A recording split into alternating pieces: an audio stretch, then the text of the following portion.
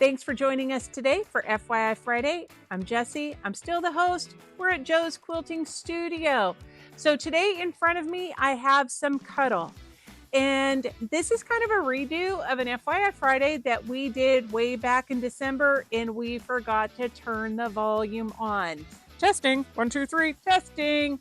We've got it on now, so we're just going to redo this.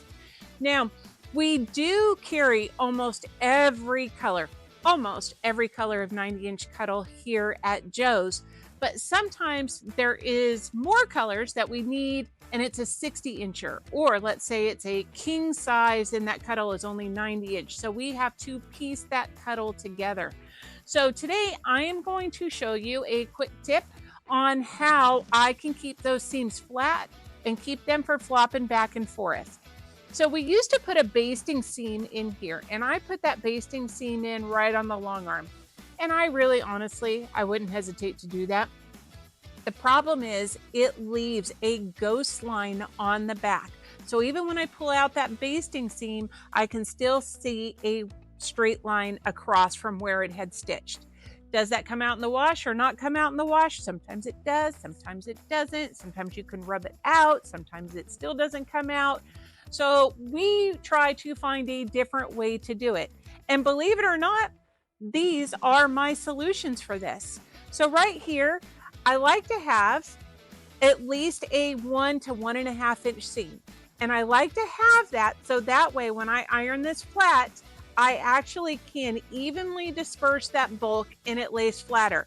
If I do just a 1/4 inch seam, it kind of rolls like this and I end up with a ball on the back of my quilt. So 1.5 inch, that's how you want it. Press it flat. Now, on one side, I'm gonna go ahead and do the glue. This is just some Elmer's glue stick. And remember what I say, if your kids can eat it, you totally can put it in your quilts. It's a thing, and I'm sticking by that. So all you have to do is some Elmer's glue stick. And the great thing about Elmer's is it washes out. So you're not stuck with that. And look, that's there, it's not coming up. So I can go ahead and I can load this quilt just fine, and it's great, and it'll get me through that. But the glue sticks, sometimes you can buy them on Amazon, you can get them in bulk. I love Elmer's glue, it's a thing. But the other thing that you can also use is this 505 basting spray. It's an adhesive spray. We use it a lot in embroidery and we use it for other things. So just keep it in mind. It looks the same as cheap starch. So you don't want to put the two cans together and go and starch spray with glue your quilt. Ask me how I know that. I totally know that. But anyway, so you're gonna stand back. You wanna be in a well-ventilated room, and you are just going to give it a, Alicia, if you can get in here and kind of look at that. And then that is fixed down.